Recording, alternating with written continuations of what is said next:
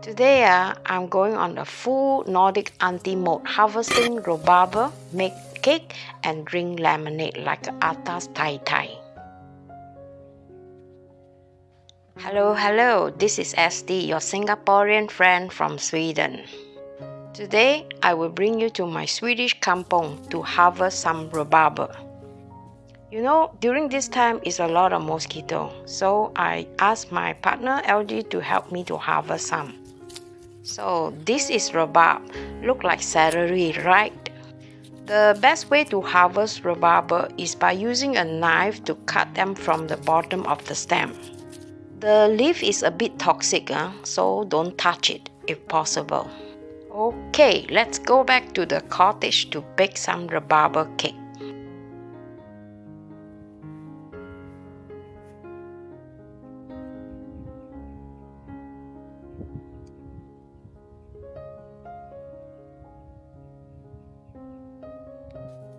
First come first, make sure you wash the rhubarb properly before you cut them into smaller pieces.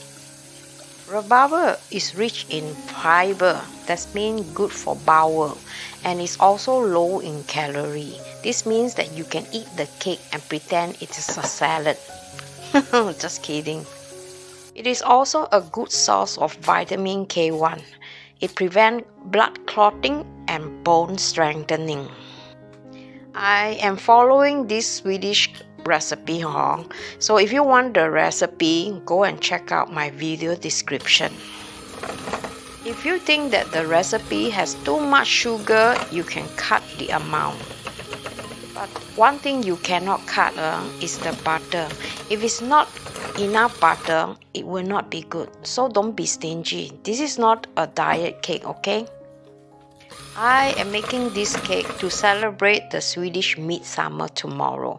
We are invited to our neighbor's house for the celebration, so I am not eating this cake all by myself. You know lah, Swedish people, they always like to eat sweet stuff one. Midsummer happen only once a year. Sometimes we need to pamper ourselves and those people we like. Let's hope everybody is happy and satisfied.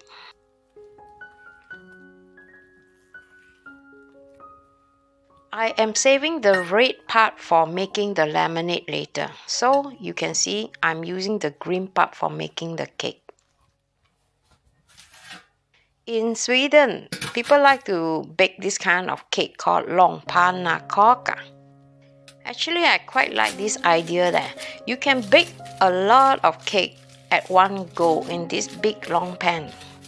It's not only faster but can feed a lot of people, especially good for a big party.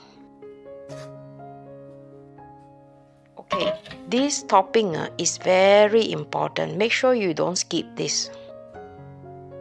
The recipe called for syrup. Since I don't have that at home, I'm replacing it with condensed milk.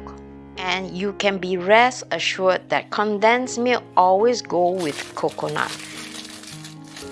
At this point, I realized I don't have enough coconut flake. But anyway, who cares? And since I'm too lazy to go to the shop, I think I will just have to deal with what I have here in my little cottage. So after the cake has been baked for 25 minutes, you pour the filling and spread them over the cake evenly.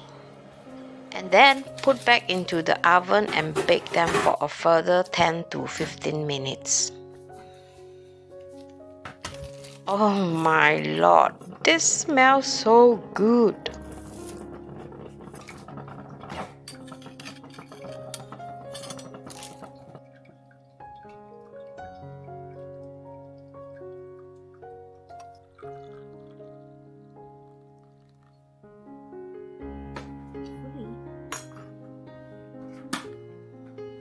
For health concern, I haven't been baking for a long time, so you know who is most happy now.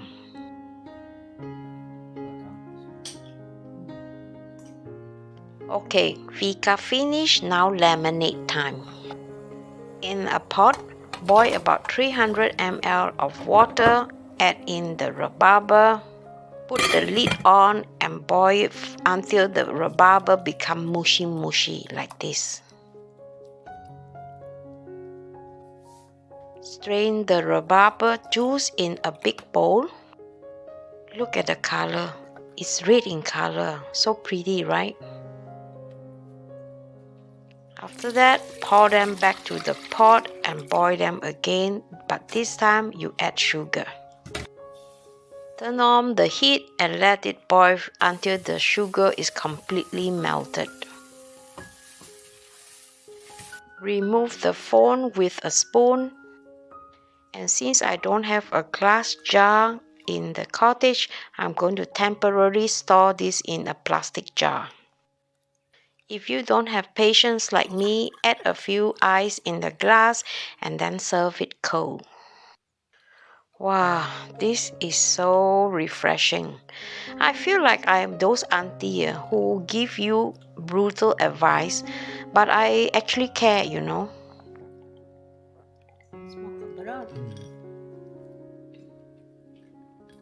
Okay, let's chill now. Kampung. Tomorrow is the longest daylight of the year, the Swedish midsummer. This year we invite ourselves to celebrate midsummer with our neighbor. If you are curious about how we celebrate this day, make sure you stay tuned to my next vlog. I will show you how I prepared for this day, what I cook, and a DIY headpiece. Maybe some of you might find midsummer tradition in Sweden is quite weird. In fact, I have made a few videos about midsummer earlier. If you haven't watched that, I'm going to add them in the video description so you can check it out.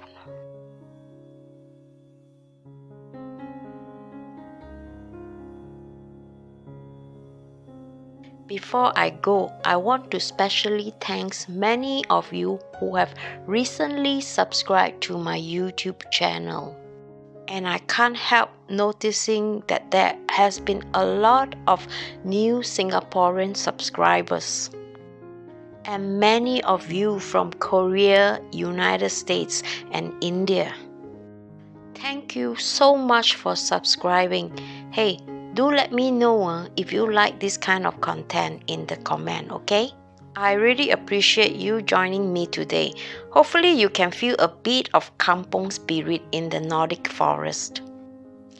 And don't forget to like, send me a comment and subscribe if you haven't.